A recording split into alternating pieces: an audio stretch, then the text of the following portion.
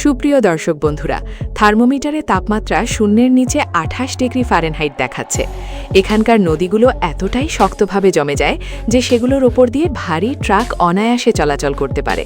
প্রতিদিন প্রায় ২০ ঘন্টা ধরে ঘন অন্ধকার পুরো এলাকাকে ঢেকে রাখে। বাইরে পা রাখার সঙ্গে সঙ্গেই বাতাস এতটাই ঠান্ডা লাগে যে মনে হয় তা ফুসফুসকে আগুনের মতো জ্বালিয়ে দিচ্ছে। সাইবেরিয়ার বরফে ঢাকা অরণ্যে বসবাসকারী উত্তরাঞ্চলের খাঁটি জনগোষ্ঠীর মানুষের কাছে এটাই স্বাভাবিক দৈনন্দিন জীবন, যেখানে আমাদের মধ্যে অধিকাংশ মানুষ এই পরিস্থিতিতে কয়েক ঘন্টার মধ্যেই টিকে থাকতে পারত না। সেখানে এই মানুষগুলো হাজার হাজার বছর ধরে শুধু বেঁচে নেই, বরং ভালোভাবেই বেড়ে উঠেছে। আপনি সাইবেরিয়ান টাইগার মাঝখানে দাঁড়িয়ে আছেন। চারদিক দেখতে প্রায় একরকম, দিগন্ত জুড়ে বিস্তৃত এক অন্তহীন সাদা বন। না আছে কোনো রাস্তা, না কোনো চিহ্ন, না কোনো জিপিএস সিগন্যাল। বেশিরভাগ মানুষই এমন অবস্থায় আতঙ্কিত হয়ে পড়বে, কিন্তু খাকি জনগোষ্ঠীর একজন মানুষ কখনোই পথ হারায় না। এর কারণ তারা রাস্তার দিকে তাকায় না, কারণ সেখানে কোনো রাস্তা নেই। তারা বরং বরফ ও গাছের আকারের দিকে নজর দেয়। এই অঞ্চলে হাজার হাজার বছর ধরে বাতাস একই দিক থেকে বইছে। এর ফলে বরফের ওপর বিশেষ ধরনের নকশা তৈরি হয়, যেগুলোকে বলা হয় শাস্ত্রগী। বাতাসের কারণে বরফে তৈরি হওয়া এই রেখাগুলো পরে তারা নিখুঁতভাবে বুঝে নিতে পারে কোন দিক উত্তর আর কোন দিক দক্ষিণ, যেন প্রকৃতি এখানে দিক নির্দেশক হিসেবে কাজ করে। শুধু বরফই নয় টাইগার, যে কোনো স্প্রু গাছ ভালো করে দেখলে আরেকটি বিষয় চোখে পড়ে। গাছের অপরের অংশটি সবসময় সামান্য দক্ষিণ দিকে ঝুঁকে থাকে, কারণ সেদিকেই সূর্যের আলো তুলনামূলক বেশি পাওয়া যায়। প্রতিটি গাছ যেন এক একটি জীবন্ত দিক নির্দেশক, যা ঘরের পথ দেখিয়ে দেয়। এই প্রাকৃতিক ন্যাভিগেশন ব্যবস্থায় প্রজন্মের পর প্রজন্ম ধরে পরিবারগুলোকে টিকিয়ে রেখেছে। যখন শিকারীরা নিজেদের গ্রাম থেকে শত শত কিলোমিটার দূরে চলে যায় এবং জমে যাওয়া নদীর পথ ধরে এগিয়ে যায়, যেগুলো দেখতে প্রায় একই রকম, তখন এই প্রাকৃতিক সংকেতগুলোই তাদের নিরাপদে বাড়ি ফিরিয়ে আনে। এখানে কোনো প্রযুক্তির দরকার হয় না, ঠান্ডায় শেষ হয়ে যাওয়া ব্যাটারিরও নয়। এটি কেবল প্রাচীন জ্ঞান, যা প্রতিবারই ক্যাচ করে। এই কঠিন পরিবেশে খাঁটি জনগোষ্ঠী এমন ঘরবাড়ি তৈরির কৌশলও গড়ে তুলেছে, যা এমন পরিস্থিতিতেও পরিবারকে আরাম দেয়, যেখানে আধুনিক শহরগুলো পর্যন্ত অচল হয়ে পড়ে। তাদের শীতকালীন ঘর শুধু আশ্রয় নয়, বরং সুচিন্তিত সার্ভাইভাল সিস্টেম। নির্মাণের চেয়েও আগে গুরুত্বপূর্ণ হল সঠিক স্থান নির্বাচন। তারা শিকারের পথের কাছাকাছি কৌশলগত স্থানে কাঠের স্থায়ী কেবিন তৈরি করে। এসব কেবিনে মোটা কাঠের ফাঁকে কাই ব্যবহার করে ইনসুলেশন করা হয়, যাতে ভেতরের তাপ বাইরে না যায়। জানালাগুলো ইচ্ছেকৃতভাবে ছোট রাখা হয় তাপ ক্ষয় কমানোর জন্য। মেঝে মাটির বরফ স্তর থেকে কিছুটা উঁচুতে তৈরি করা হয়, যাতে ঠাগা সরাসরি ভেতরে ঢুকতে না পারে। সবচেয়ে গুরুত্বপূর্ণ বিষয় হল আগুন। শীতকালে এই আগুন কখনোই পুরোপুরি নিভতে দেওয়া হয় না। প্রচণ্ড ঠান্ডায় আগুন নতুন করে জ্বালানো প্রায় অসম্ভব হতে পারে, তাই আগুন সারাক্ষণ জ্বালিয়ে রাখা হয়। তারা ছাই ও ধোঁয়া নিয়ন্ত্রণের এমন কৌশল জানে, যা একদিকে জীবন রক্ষাকারী উষ্ণতা ধরে রাখে, অন্যদিকে ভেতরের বাতাস শ্বাস নেওয়ার উপযোগী রাখে। কেবিনের ভেতরে প্রতিটি জায়গার নির্দিষ্ট উদ্দেশ্য থাকে। আগুনের কাছাকাছি উষ্ণ এলাকা খাবার সংরক্ষণের জন্য, তুলনামূলক ঠান্ডা অংশ আর ঘুমানোর জায়গা এমনভাবে তৈরি করা হয় যাতে সর্বোচ্চ উষ্ণতা পাওয়া যায় এবং ক্ষতিকর গ্যাসের ঝুঁকি এড়ানো যায়। প্রয়োজনীয় সরঞ্জাম ও জরুরি সামগ্রী নির্দিষ্ট স্থানে রাখা হয়, যাতে সম্পূর্ণ অন্ধকারেও সেগুলো সহজে পাওয়া যায়। খাঁটি জনগোষ্ঠীর ঐতিহ্যবাহী চুম বা তাঁবু আকৃতির ঘরও উন্নত চিন্তার পরিচয় দেয়। এর দরজা সবসময় পূর্ব দিকে রাখা হয়। এর পেছনে শুধু আধ্যাত্মিক বিশ্বাসই নয়, বাস্তব কারণও আছে, কারণ এতে প্রবল বাতাসের প্রভাব কম পড়ে। ঘরের ভেতরে কিছু পবিত্র স্থান থাকে, যেখানে নির্দিষ্ট মানুষ প্রবেশ করে না। এর উদ্দেশ্য বিভাজন নয়, বরং শিকারের সরঞ্জাম ও আধ্যাত্মিক বস্তুগুলোকে সুরক্ষিত রাখা, যা শিকারীর নিরাপত্তা ও সাফল্যের সঙ্গে জড়িত। টাইগার খাদ্য এখানে স্বাদ বা বৈচিত্র্যের বিষয় নয়, এটি পুরোপুরি টিকে থাকার প্রশ্ন। খাঁটি জনগোষ্ঠী এমন খাদ্যাভ্যাস করে তুলেছে, যা তীব্র শীতে মানবদেহকে কার্যকর রাখতে প্রয়োজনীয় সবকিছু সরবরাহ করে। এখানে চর্বি অত্যন্ত গুরুত্বপূর্ণ। শূন্যের নিচে তীব্র ঠান্ডায় শরীরে তাপমাত্রা ধরে রাখতে মানবদেহ বিপুল পরিমাণ শক্তি খরচ করে। তাই সাধারণ পরিবেশে উপযোগী কম চর্বিযুক্ত খাদ্য এখানে বিপজ্জনক হতে পারে। রেইনডিয়ারের মাংস প্রোটিন যোগায়, কিন্তু তার চর্বি ও অস্থিমজ্জায় শরীরকে সেই উচ্চ শক্তির জ্বালানি দেয়, যা ঠান্ডায় টিকে থাকতে সাহায্য করে। এমনকি তাজা রিনডিয়ারের রক্ত শীতকালীন খাদ্যের একটি নিয়মিত অংশ। শুনতে অস্বাভাবিক লাগলেও এই পরিবেশে বেঁচে থাকার জন্য এটি তাদের পরীক্ষিত ও কার্যকর জীবনধারা। কিন্তু এই অভ্যেসের পেছনে রয়েছে দৃঢ় বৈজ্ঞানিক ভিত্তি। যখন কেউ প্রাণঘাতী শীতের মধ্যে কাজ করে, তখন এক বাটি উষ্ণ ও তাজা রক্ত শরীরের সঙ্গে সঙ্গে শক্তি ও তাপ যোগায়। এটি স্বাভাবিকভাবেই লবণাক্ত এবং আয়রনে সমৃদ্ধ, যা শরীরের জন্য তাৎক্ষণিক শক্তিবর্ধক উপাদানের মতো কাজ করে। এটি কোনো আদিম বা অযোগ আচরণ নয়, বরং চরম পরিবেশের সঙ্গে মানিয়ে নেওয়া এক পরিশীলিত পুষ্টি ব্যবস্থা। রেনডিয়ারের প্রতিটি পুষ্টিকর উপাদান সম্পূর্ণভাবে ব্যবহার করাকে কেউ স্বাভাবিক বলে মনে করতে পারে, আবার কারো কাছে তা অস্বস্তিকর লাগতে পারে। এই অনুভূতির পার্থক্যই দেখায় পরিবেশ মানুষের খাদ্যাভ্যাসকে কিভাবে গড়ে তোলে। টাইগার ভেতরে খাবার সংরক্ষণের জন্য আলাদা কোনো রেফ্রিজারেটরের প্রয়োজন হয় না, কারণ পুরো ভূদৃশ্যটাই যেন এক বিশাল প্রাকৃতিক ফ্রিজার। মাংসকে অন্য প্রাণীদের নাগালের বাইরে রাখতে তারা যথেষ্ট উঁচুতে ঝুলিয়ে রাখে। পাশাপাশি সংরক্ষণ পদ্ধতি হিসেবে ব্যবহার করা হয় প্রাকৃতিক পার্মাফ্রস্ট। জমে থাকা মাটির ভেতর খুঁড়ে তৈরি করা বরফের গোদামগুলো স্থির তাপমাত্রা বজায় রাখে, যার ফলে খাবার মাসের পর মাস তাজা থাকে। তবে খাবারের গুরুত্ব শুধু পুষ্টির মধ্যে সীমাবদ্ধ নয়, এর গভীর সামাজিক তাৎপর্য রয়েছে। খাবার ভাগ করে নেওয়া এখানে টিকে থাকার এক ধরনের নিশ্চয়তা। এমন পরিবেশে যেখানে শিকারের একটি খারাপ মৌসুম পুরো সম্প্রদায়কে সংকটে ফেলতে পারে, সেখানে কারো সঙ্গে খাবার ভাগ না করা শুধু অশোভনীয় নয়, বরং বিপজ্জনকও হতে পারে। আজ যাকে সাহায্য করতে অস্বীকার করা হলো, আগামী দিন সেই মানুষটি হয়তো একমাত্র ভরসা হয়ে উঠতে পারে। এই পারস্পরিক সহায়তার ব্যবস্থায় বহু কঠোর শীত পেরিয়ে সম্প্রদায়গুলোকে বাঁচিয়ে রেখেছে। এতক্ষণে যেসব টিকে থাকার কৌশলের কথা বলা হয়েছে, সেগুলো নিঃসন্দেহে বিস্ময়কর, তবে এগুলোই সব নয়। খাঁটি মানুষকে সত্যিকার অর্থে আলাদা করে তোলে বনের সঙ্গে তাদের আধ্যাত্মিক সম্পর্ক। এটি কেবল লোককথা বা অন্ধবিশ্বাস নয়, বরং প্রকৃতি ও পরিবেশ সম্পর্কে এক গভীর ও ব্যবহারিক বোঝাপড়া, যার বাস্তব উপকারিতা রয়েছে। এই দৃষ্টিভঙ্গি তাদের জীবনযাত্রার প্রতিটি স্তরে প্রভাব ফেলেছে। খাঁটি মানুষের পোশাকও এই বুদ্ধিমত্তারই প্রমাণ। তারা এমন পোশাক তৈরি করেছে যা বাজারে পাওয়া অত্যন্ত দামি আর্কটিক গিয়ারকেও কার্যকারিতায় ছাড়িয়ে যায়। এর ভিত্তি হল এক অসাধারণ উপাদান সম্পর্কে গভীর জ্ঞান। রেইনডিয়ারের পশম। সাধারণভাবে মনে করা হয় পশম শুধু উষ্ণতা দেয়, কিন্তু রেইনডিয়ারের পশম আসলে প্রাকৃতিক প্রকৌশলের এক অনন্য উদাহরণ। প্রতিটি লোম ভেতর থেকে ফাঁপা ছোট একটি নলের মতো, যার ভেতরে বাতাস আটকে থাকে। এর ফলে তৈরি হয় এক হালকা কিন্তু অত্যন্ত কার্যকর তাপ নিরোধক ব্যবস্থা, যা অনেক কৃত্রিম উপাদানের চেয়েও বেশি উষ্ণতা দেয়। এই পশম ব্যবহারের কৌশলেই লুকিয়ে আছে আসল বুদ্ধিমত্তা। তাদের ঐতিহ্যবাহী রেইনডিয়ার পশমের কোট, যাকে বলা হয় মেলিৎসা, নকশার দিক থেকে এক বিস্ময়। তীব্র শীতে দীর্ঘ যাত্রার সময় তারা হাত দুটো কোটের ভেতরে ঢুকিয়ে বেল্ট শক্ত করে বেঁধে নেয়। মুহূর্তের মধ্যেই সেই কোট একটি ঘুমানোর ব্যাগ ও বহনযোগ্য উষ্ণ আশ্রয়ে পরিণত হয়। প্রাকৃতিক তন্তুর মধ্য দিয়ে শরীরের আর্দ্রতা বেরিয়ে যেতে পারে, কিন্তু ঠান্ডা ভেতরে ঢুকতে পারে না। ভালোভাবে তৈরি একটি মেলিসা তাই অত্যন্ত মূল্যবান সম্পদ, কারণ এটি অনেক সময় জীবন ও মৃত্যুর মধ্যকার পার্থক্য গড়ে দেয়। তাদের জুতার ব্যবস্থাও সমানভাবে উন্নত। অতিরিক্ত উষ্ণতার জন্যে পশমের জুতার ভেতরে শুকনো ঘাস ভরা হয়। তারা হাতে একাধিক স্তরের দস্তানা পরে, যেখানে প্রতিটি স্তরের আলাদা ভূমিকা রয়েছে। মুখের সুরক্ষা তীব্র ঠান্ডার ক্ষতি থেকে রক্ষা করে, আবার একই সঙ্গে পরিষ্কারভাবে দেখা ও স্বাভাবিকভাবে শ্বাস নেওয়ার সুযোগ দেয়। পোশাকের প্রতিটি অংশ একসঙ্গে একটি সমন্বিত ব্যবস্থার মতো কাজ করে।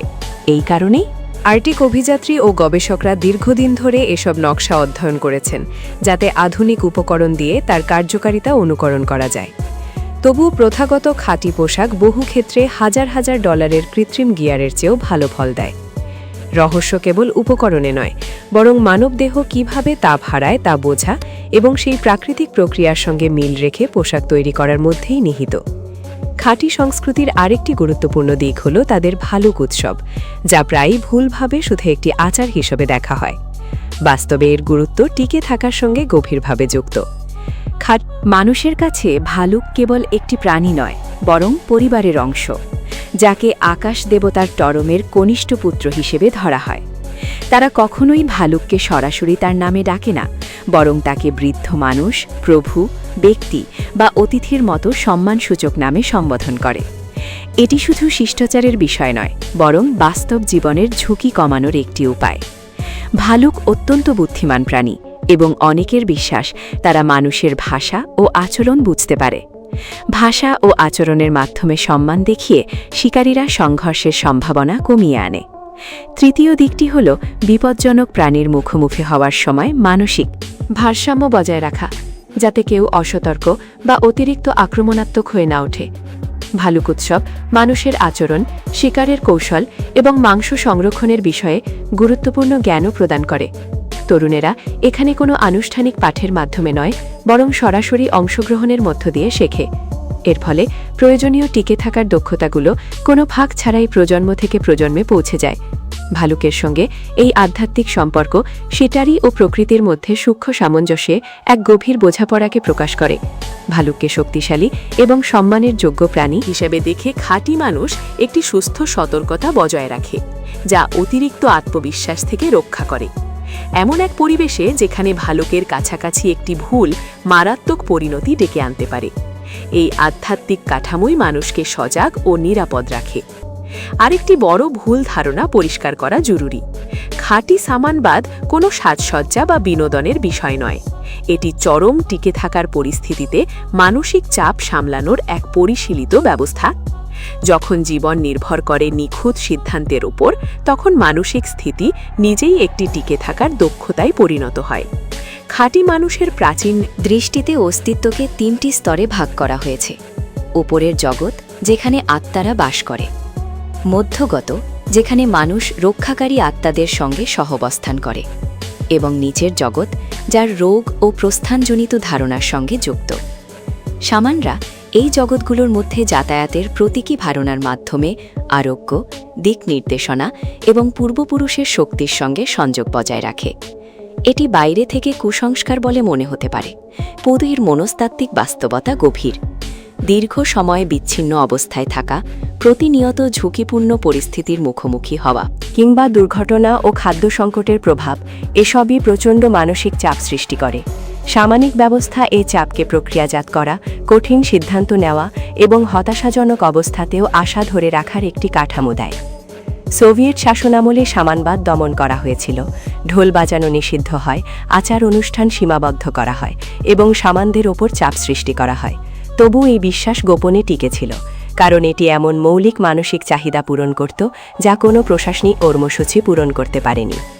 আজ আবার সামাজিক চর্চার পুনরুজ্জীবন দেখা যাচ্ছে, কারণ সম্প্রদায়গুলো তাদের সাংস্কৃতিক ও মানসিক টিকে থাকার গুরুত্ব নতুন করে উপলব্ধি করছে। এই বিশ্বদৃষ্টি বাস্তব জীবনের আচরণকেও শক্তিশালী করে। বনে আত্মার উপস্থিতির বিশ্বাস প্রকৃতির সংকেতগুলোকে সতর্কভাবে পর্যবেক্ষণে উৎসাহ দেয়। জগৎগুলোর মধ্যে ভারসাম্য বজায় রাখার ধারণা টেকসই শিকার ও সম্পদ ব্যবস্থাপনায় রূপ নেয়। আর পূর্বপুরুষের জ্ঞানের উপর জোর দেওয়া নিশ্চিত করে যে টিকে থাকার শিক্ষা প্রজন্মের পর প্রজন্মে নির্ভুলভাবে পৌঁছে যায়। শীতকালে টাইগার ভেতর ভ্রমণ যেন ঝুঁকির সঙ্গে একটানা সহ অবস্থান।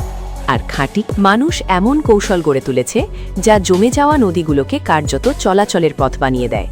একই সঙ্গে এড়িয়ে চলে সেই ভাতগুলো যা অনভিজ্ঞ ভ্রমণকারীদের বিপদে ফেলতে পারে। শীতের মাসগুলোতে জমাট নদীগুলোই প্রধান পরিবহন নেটওয়ার্ক হিসেবে কাজ করে। তবে বরফের অবস্থা বুঝতে বিশেষ দক্ষতা লাগে, যা গড়ে তুলতে বহু বছর সময় লাগে। খাঁটি মানুষ শব্দ ও রং দেখে বরফের পুরুত্ব নির্ধারণ করতে পারে। শক্ত ও নিরাপদ বরফে আঘাত করলে গভীর ও প্রতিধ্বনিময় শব্দ শোনা যায়, আর পাতলা বরফ থেকে আসে উচ্চ ও ফাঁপা শব্দ, যা সতর্কবার্তা দেয়। বরফের রঙও তার গঠন প্রকাশ করে। পরিষ্কার নীল বরফ সবচেয়ে শক্ত, আর সাদা বা ধূসর বরফে বাতাসের ফাঁপা অংশ থাকে, যা ভার বহনের ক্ষমতা কমিয়ে দেয়।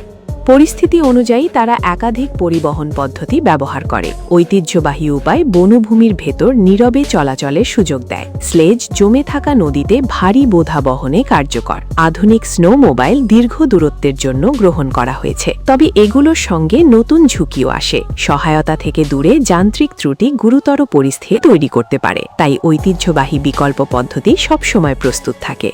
মানচিত্র বা জিপিএস ছাড়া চলাচলের জন্য একসঙ্গে বহু পরিবেশগত সংকেত পড়তে হয়। বাতাসের ধারাবাহিক প্রবাহ বরফে এমন গঠন তৈরি করে যা দিক নির্দেশ করে। গাছের বৃদ্ধির ধরন প্রচলিত আবহাওয়া ইঙ্গিত দেয়। প্রাণীদের পায়ের ছাপ নিরাপদ পথ দেখায় এবং ঝুঁকিপূর্ণ এলাকা সম্পর্কে সতর্ক করে। এমনকি শীতের স্বল্প দিনের আলোতেও সূর্যের অবস্থান দিক নির্দেশনার একটি ভিত্তি দেয়। তবু স্থায়ী ঝুঁকিকে হালকাভাবে নেওয়ার সুযোগ নেই। পাতলা বরফ হঠাৎ ভেঙে যেতে পারে, আর আকস্মিক ঝড় দৃশ্যমানতা শূন্যে নামিয়ে এনে পথ চলাকে কঠিন করে তুলতে পারে। চরম শীতে যন্ত্রপাতি নষ্ট হয়ে গেলে মানুষ সহায়তা থেকে বহু দূরে আটকে পড়তে পারে। তাই প্রতিটি যাত্রার আগে অত্যন্ত সতর্ক পরিকল্পনা, বিকল্প সরঞ্জাম এবং এই জ্ঞান থাকা জরুরি যে কখন পরিস্থিতি ভ্রমণের জন্য অতিরিক্ত ঝুঁকিপূর্ণ হয়ে ওঠে। এই পরিবেশে ভুল সিদ্ধান্তের সুযোগ নেই। খাঁটি শিশুদের জন্মের পর থেকেই তীব্র শীতের মুখোমুখি হতে হয়। এটি কোনো অবহেলার ফল নয়, বরং অত্যন্ত পরিশীলিত অভিযোজন কৌশলের অংশ, যা সারা জীবনের জন্য টিকে থাকার সক্ষমতা গড়ে তোলে। শিশুদের বিপদে ফেলা এখানে উদ্দেশ্য নয়, বরং টাইগার জীবনের জন্য প্রয়োজনীয় শিক্ষা দেওয়াই লক্ষ্য। শিশুদের পশমে ভালোভাবে মুড়ে নিয়মিত বাইরে নেওয়া হয়, এমনকি শূন্যের নিচে 40 ডিগ্রি তাপমাত্রাতেও। এই ধীরে ধীরে অভ্যস্ত হওয়ার প্রক্রিয়া ঠান্ডার প্রতি এমন সহনশীলতা তৈরি করে যা সারা জীবন তাদের সুরক্ষা দেয়। তাদের দেহ ভেতরের তাপমাত্রা আরও দক্ষতার সঙ্গে ধরে রাখতে শেখে। রক্ত সঞ্চালন চরম অবস্থার সঙ্গে মানিয়ে নেয় এবং ঠান্ডার সঙ্গে মানসিক সম্পর্ক ভয়ের বদলে পরিচিতিতে পরিণত হয়। খাঁটি শিশুরা আনুষ্ঠানিক পাঠের মাধ্যমে নয়, বরং পর্যবেক্ষণ ও অনুকরণের মাধ্যমে টিকে থাকার কৌশল শেখে। তারা বড়দের আগুন জ্বালাতে, পশুর গতিপথ অনুসরণ করতে, আবহাওয়ার সংকেত পড়তে এবং বনভূমির মধ্যে পথ খুঁজে নিতে দেখে। এই শেখার পদ্ধতি নিশ্চিত করে যে জ্ঞান বিকৃত না হয়ে সঠিকভাবেই স্থানান্তরিত হয়, কারণ শিশুরা ভুলের বাস্তব পরিণতি নিজের চোখে দেখতে পায়। ছোট বয়সেই তারা আগুনের নিরাপত্তাকে তাদের প্রথম টিকে থাকার দক্ষতা হিসেবে রপ্ত করে। আগুন কিভাবে ধরে রাখতে হয়, ছাই কিভাবে সামলাতে হয়, ধোঁয়া কিভাবে নিয়ন্ত্রণ করতে হয় এবং কোন পরিস্থিতি ঝুঁকিপূর্ণ, এসব তারা শেখে। তারা পশুকে আতঙ্কিত না করতে বরফের উপর নিঃশব্দে চলাচল করতে শেখে। পাশাপাশি পশুর পায়ের ছাপ পড়া, খাওয়ার উপযোগী উদ্ভিদ চিহ্নিত করা এবং বিপদের ইঙ্গিত দেয় এমন আবহাওয়ার ধরন বোঝার ক্ষমতাও গড়ে তোলে। এই প্রাথমিক স্বনির্ভরতা কোনো বিকল্প বিষয় নয়। প্রাপ্তবয়স্করা প্রায়ই শিকারের অভিযানে দিনের পর দিন, কখনো সপ্তাহের জন্য দূরে থাকেন। তাই শিশুদের নিজের যত্ন নিতে এবং ছোট ভাইবোনদের দেখভালে সাহায্য করতে সক্ষম হতে হয়। কঠোর বাস্তবতা হল এখানে ভুল মারাত্মক পরিণতি ডেকে আনতে পারে। সেই প্রয়োজন থেকেই সক্ষমতা খুব দ্রুত গড়ে ওঠে। এর ফল হিসেবে খাঁটি সমাজ গড়ে তোলে অত্যন্ত দুঃখ তরুণ প্রজন্ম। খাঁটি কিশোরদের এমন সব টিকে থাকার দক্ষতা থাকে যা অনেক অভিজ্ঞ বাইরের অভিযাত্রীকেও চ্যালেঞ্জে ফেলতে পারে। তারা পথহীন বনে দিক নির্দেশনা নিতে পারে, জরুরি আশ্রয় তৈরি করতে পারে, নিষ্প্রাণ মনে হওয়া ভূদৃশ্য থেকেও খাদ্য খুঁজে নিতে পারে এবং চাপের মধ্যে জীবন রক্ষাকারী সিদ্ধান্ত নিতে সক্ষম হয়। এটি শুধু বিস্ময়কর নয়, তাদের সাংস্কৃতিক অস্তিত্বের জন্য অপরিহার্য।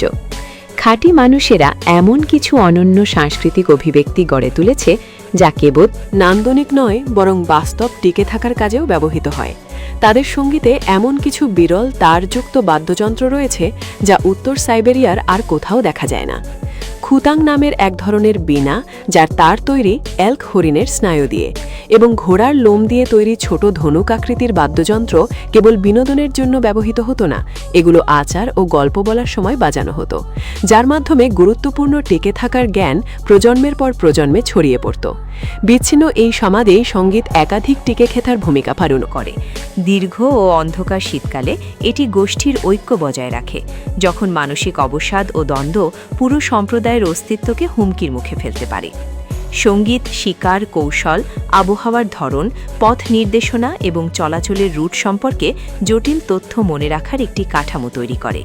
পাশাপাশি এটি এমন যৌথ অভিজ্ঞতা সৃষ্টি করে যা পারস্পরিক সহযোগিতার জন্য অপরিহার্য সামাজিক বন্ধনকে শক্তিশালী করে। খাঁটি ভাষা ইউরালি ভাষাগোষ্ঠীর উগ্রিক শাখার অন্তর্গত, যার সঙ্গে হাঙ্গেরিয়ান ও মানসি ভাষার দূরবর্তী সম্পর্ক রয়েছে। এটি অত্যন্ত উপভাষা ভিত্তিক, যেখানে উত্তর পূর্ব ও দক্ষিণাঞ্চলের বক্তারা কখনো কখনো একে অপরকে বুঝতে সমস্যায় পড়ে। এই ভাষাগত বৈচিত্র্য বিভিন্ন গোষ্ঠীর দীর্ঘ বিচ্ছিন্নতা এবং নিজ নিজ স্থানীয় পরিবেশের সঙ্গে অভিযোজনের প্রতিফলন। ঐতিহ্যগতভাবে এই ভাষার কোনো লিখিত রূপ ছিল না। সব জ্ঞান ও ইতিহাস সংরক্ষিত হতো মৌখিক গল্প, মহাকাব্য, কবিতা, প্রবাদ ও আচার সঙ্গীতের মাধ্যমে। এই মৌখিক ঐতিহ্য ছিল টিকে থাকার তথ্যের এক জীবন্ত গ্রন্থাগার।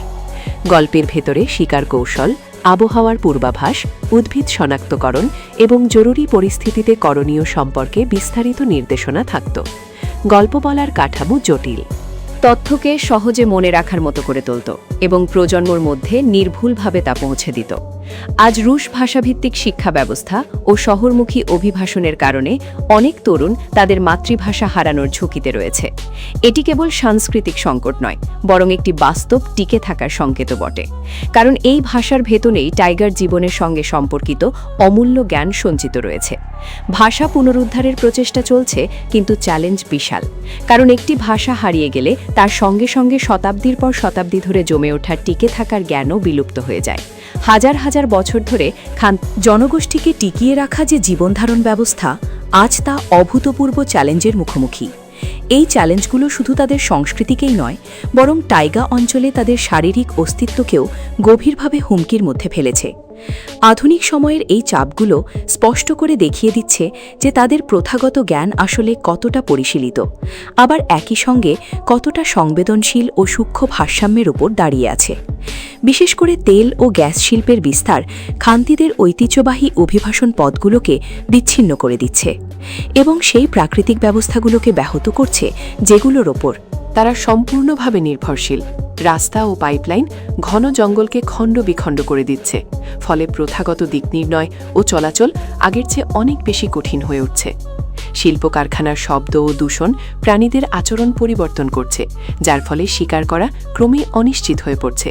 এসব শিল্প কার্যকলাপের সঙ্গে আসা বহিরাগত শ্রমিকরা অনেক সময় ঐতিহ্যগত ভূমি ব্যবহারের রীতি বোঝে না কিংবা তার প্রতি সম্মান দেখায় না। এর পাশাপাশি জলবায়ু পরিবর্তন পরিস্থিতিকে আরও বিপজ্জনক করে তুলছে। উষ্ণ শীতকাল প্রথমে স্বস্তির মতো মনে হলেও বাস্তবে এটি দীর্ঘস্থায়ী ঠান্ডার তুলনায় বেশি ঝুঁকিপূর্ণ। অস্থিতিশীল বরফ নদীপথে যাতায়াতকে অনির্ভরযোগ্য করে তোলে। জলবায়ুর ধরন বদলে যাওয়ায় প্রথাগত আবহাওয়ার লক্ষণগুলো আর আগের মতো বিশ্বাসযোগ্য থাকে না।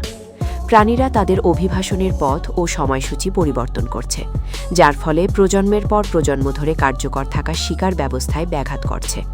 উষ্ণতার এই প্রবণতা খাদ্য সংরক্ষণ ও মজুতকরণ কৌশলগুলোকেও প্রভাবিত করছে, যেগুলো দীর্ঘ সময় ধরে স্থায়ী হিমাঙ্কের ওপর নির্ভরশীল ছিল। যখন পরিবেশগত অবস্থা আর সেই রকম থাকে না যেগুলোর জন্য প্রথাগত জ্ঞান তৈরি হয়েছিল, তখন সেই জ্ঞান বাস্তবে প্রয়োগ করাই কঠিন হয়ে পড়ে। একই সঙ্গে সাংস্কৃতিক অস্তিত্ব সমানভাবে হুমকির মুখে পড়ছে। শিক্ষা ও কর্মসংস্থানের খোঁজে তরুণরা যখন শহরমুখী হয়, তখন ভাষা হারানোর গতি বেড়ে যায়। জীবিত থাকার জ্ঞান ধারণ করে রাখা মৌখিক ঐতিহ্য তখন ভেঙে পড়ে, কারণ তা ধরে রাখার মতো দক্ষ বক্তার সংখ্যা কমে যায়। আধুনিক ও সহজলভ্য বিকল্পের সামনে ঐতিহ্যবাহী দক্ষতাগুলো অনেক সময় অপ্রাসঙ্গিক বলে মনে হতে শুরু করে।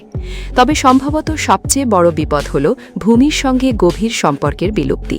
শহুরে পরিবেশে বেড়ে ওঠা তরুণরা সেই নিবিড় পরিবেশগত জ্ঞান অর্জন করতে পারে না, যা টাইগারের টিকে থাকার জন্য অপরিহার্য। তারা কিছুটা সাংস্কৃতিক পরিচয় ধরে রাখতে পারলেও খান্তি পরিচয়কে যে ব্যবহারিক দক্ষতাগুলো সংজ্ঞায়িত করে, সেগুলো হারিয়ে ফেলে। উত্তরাঞ্চলের খান্তি জনগণ এমন একটি সত্য প্রমাণ করেছেন, যা আমাদের আধুনিক বিশ্বের বোঝা অত্যন্ত জরুরি। প্রকৃত টিকে থাকা মানে সর্বোচ্চ প্রযুক্তি বা সর্বাধিক সম্পদের মালিক হওয়া নয়, বরং এর অর্থ হল পরিবেশের সঙ্গে গভীর সম্পর্ক গড়ে তোলা এবং প্রাকৃতিক ব্যবস্থার বিরুদ্ধে নয়, বরং তার সঙ্গে মিলেমিশে কাজ করা শেখা। তাদের জ্ঞান হাজার হাজার বছরের পরীক্ষা নিরীক্ষার ফল, যা এমন সব প্রজন্মের মধ্য দিয়ে পরিশীলিত হয়েছে যেখানে একটি ভুলের অর্থই হতে পারত মৃত্যু। আজকের জলবায়ু নিয়ন্ত্রিত ও জিপিএস নির্ভর পৃথিবীতে আমরা সেই দক্ষতাগুলোর সঙ্গে যোগাযোগ হারিয়ে ফেলেছি, যেগুলো একসময় আমাদের পূর্বপুরুষদের বাঁচিয়ে রেখেছিল। খান্তি জনগণ আমাদের মনে করিয়ে দেন যে মানবিক অভিযোজন ক্ষমতা ও প্রথাগত জ্ঞান এমন পরিস্থিতিতেও বিজয়ী হতে পারে যেখানে আধুনিক প্রযুক্তি ব্যর্থ হয়। সম্পদের টেকসই ব্যবহারে তাদের দৃষ্টিভঙ্গি পরিবেশ ব্যবস্থাপনার জন্য গুরুত্বপূর্ণ শিক্ষা দেয়। তাদের সম্প্রদায় ভিত্তিক জীবনধারণ কৌশল সংকটের সময় সামাজিক সহযোগিতার গুরুত্ব আমাদের সামনে তুলে ধরে। সবচেয়ে গুরুত্বপূর্ণ বিষয় হল তারা প্রমাণ করেন যে চরম পরিবেশ কখনোই সেই মানুষদের পরাজিত করতে পারে না যারা নিজেদের পরিবেশকে বোঝে এবং তার সীমাবদ্ধতাকে সম্মান করে। টিকে থাকার চাবিকাঠি হল জমির উপর আধিপত্য নয়, বরং জমির সঙ্গে সম্পর্ক। আমাদের পৃথিবী যখন ক্রমবর্ধমান পরিবেশগত চ্যালেঞ্জের মুখোমুখি হচ্ছে, তখন খান্তি জনগণের প্রজ্ঞা আগের যে কোনো সময়ের চেয়ে বেশি প্রাসঙ্গিক হয়ে উঠছে। এই তথ্যপূর্ণ ভিডিওটিকে লাইক দিয়ে সকলের সঙ্গে শেয়ার করে দেবেন। নিচে কমেন্টে আপনাদের মতামত জানাবেন। আর নতুন দর্শক হয়ে থাকলে সাবস্ক্রাইব করে আমাদের পাশে থাকবেন। সর্বশেষে থ্যাঙ্কস ফর ওয়াচিং।